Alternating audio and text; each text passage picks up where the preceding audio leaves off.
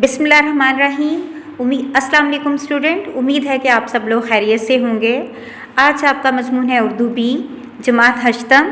और क्या पढ़ेंगे हम? मज़मून पढ़ेंगे इल्लामा इकबाल, ख़त पढ़ेंगे तोहफ़ा मसूल होने पर शुक्रिया के लिए, वाहिद जमा और अल्फाज मुतज़ाद। सबसे पहले मज़मून पढ़ाने से पहले मज़मून निगारी के बारे में मैं आपको बता दूँ कि ये होता क्या है। किसी मुकर्रर मौजू पर अपने ख़यालात, जज्बात, तासुरात का तहरीरी इजहार मज़मून कहलाता है। मज़मून हम किसी भी मौजू पे लिख सकते हैं। दुनिया का हर मामला, मसला या मौजू पर मज़मून कलमबंद किया जा सकता है। मज़मून की ख़ास तरतीब होती है।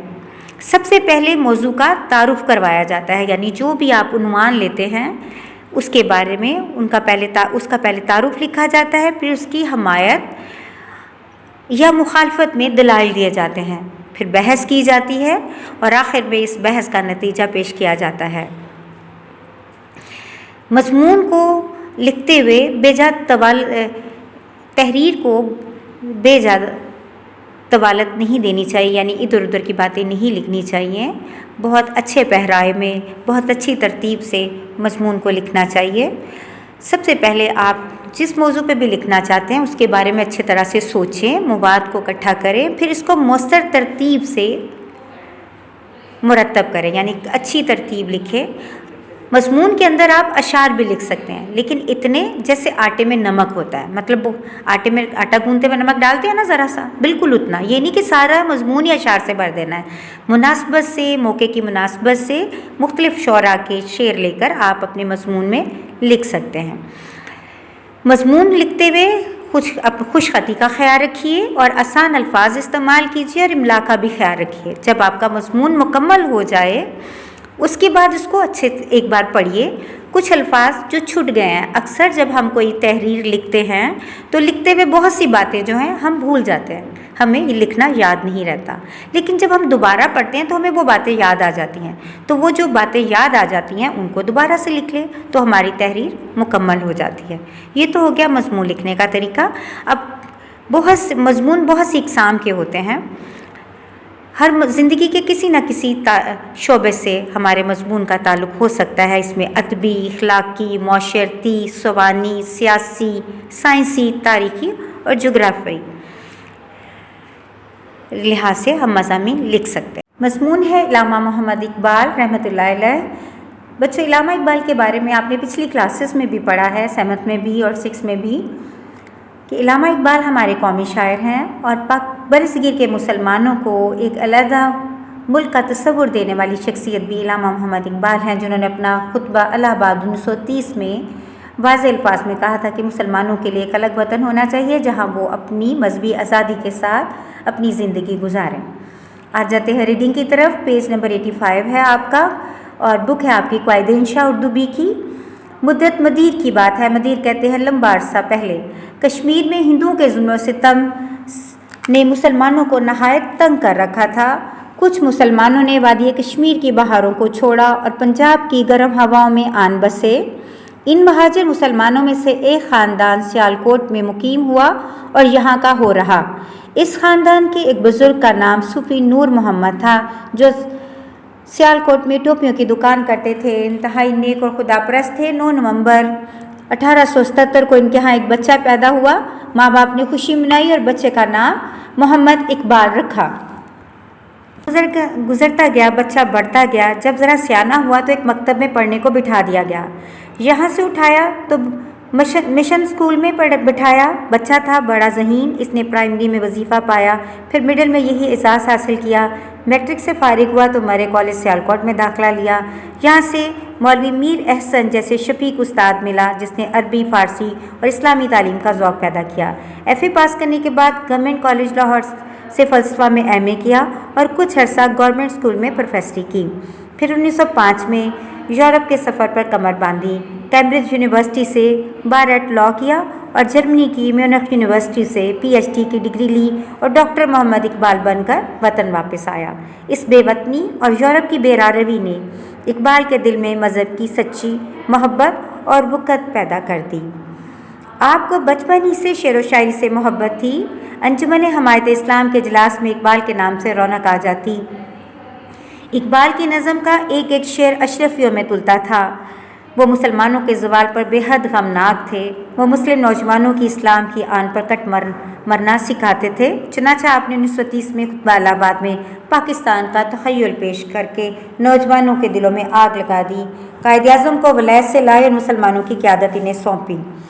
इल्लामा इकबाल जानते थे कि मोहम्मद अली जिन्ना ही वो शख्सियत हैं जिन्हें ना तो ख़रीदा जा सकता है ना रास्ते से हटाया जा सकता है। पाकिस्तान के हसूल के लिए इनसे ज़्यादा मौसू मुसलमानों में कोई नहीं था। चुनांचे इकबाल की रहनुमाई और कायद-ए-आज़म की शब रोज़ मेहनत से 14 अगस्त 1947 को पाकिस्तान का हिलाल दुनिया के नक्शे पर तुलू हुआ। अंग्रेज़ हुकूमत ने इकबाल को सर का खिताब दे रखा था, मगर इकबाल ने अंग्रेज़ी हुकूमत के बखिए धेड़ रख दिए थे। अंग्रेज़ की सहरी को मसरूर कर दिया। वो इस मर्द दरवेश के सामने आजिज़ आ गई।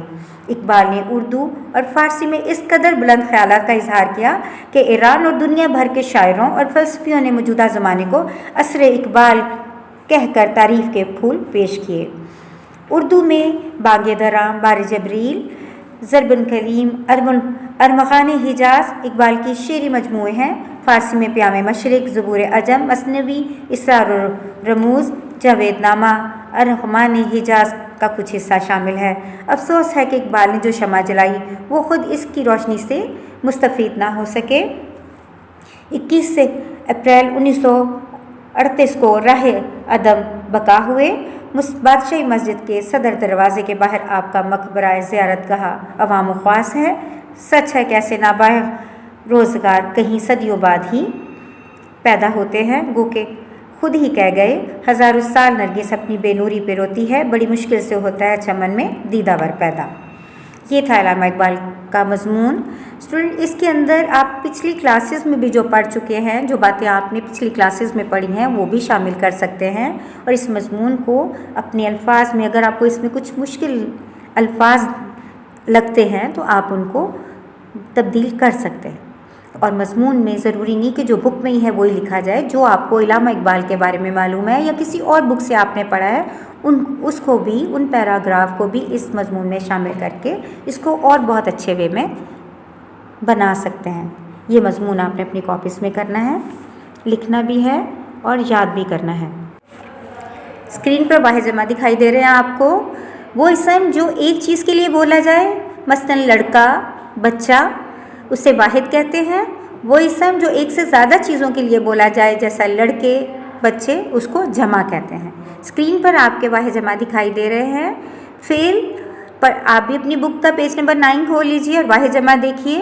फ़ेल से अफ़ाल, हुक्म से अहकाम, मौत से अमवाज, शुगल से अशगाल, साहब से असहाब, हाल का जमा है अहवाल, हजर का अहजार, नूर अनवार, लुत्फ़ अल्ताफ़, ज़िक्र अज़कार, अज़ू अज़ाह, अलम आलाम, शजर अशजार, सौत अस्वात, अमल अमाल, जिन्स अजनास, मौत अमवात, खुल्क अखलाक, नो अनवा, लफ्ज़ अल्फाज। ये है आपके वाहिद जमा।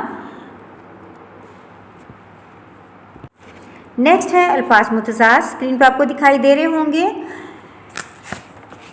इन अल्फाज को कहते हैं जो एक दूसरे के मुखालिफ मायने में इस्तेमाल किए जाएं, जैसे दुख से सुख। देखिए, सबसे पहला हमारा है आगाज़, अंजाम, हाकिम, महकूम, आबाद का बर्बाद या वीरान, तकदीम, ताख़ीर, कुव्वत, ज़अफ़, फ़कीरी, अमीरी, दीनदार, बेदीन, नशेब, फराज, ज़बरदस्त, ज़ेर दस्त, शाम, सुबह। शाम का सुबह। अब स्क्रीन पे बेटा आपके लिए ख़त, चची जान के नाम लिखना है आपने तोहफे का शुक्रिया अदा करने के लिए। ख़त मैंने आपको पहले भी पिछले जो आपका टॉप पढ़ाया था मैंने आपको उर्दू का, उसमें आपको ख़त का बताया था कि नसर की इक़साम में से एक ख़त भी है। ख़त को आदि मुलाकात कहा जाता है।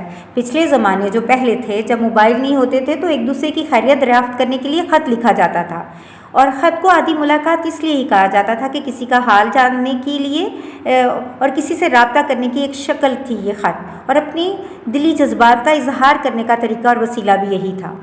خط لکھنے والے کو مکتوب نگار کہتے ہیں، اور جسے خط لکھا جاتا ہے اسے مکتوب الیہ کہتے ہیں۔ اور جب ہم خط لکھتے ہیں، جس کے لیے خط لکھا جاتا ہے اس کے رتبے کا بہت خیال رکھا جاتا ہے، مقام اور رتبے کا، اور اسے مخاطب کرتے ہوئے اچھے القاب استعمال کیے جاتے ہیں۔ جیسے اب یہ چچی جان کے نام ہے تو محترمہ چچی جان، یہ خط کا پیٹرن ہے، یہ آپ کو PDF بھی کر دیا جائے گا۔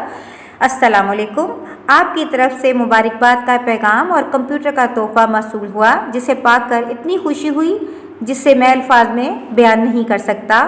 واقعی میری دلی خواہش پوری ہو گئی، اس سے میرا تعلیمی فائدہ بھی ہوگا اور فرصت کے اوقات میں تفریحی سرگرمی بھی میسر ہوگی۔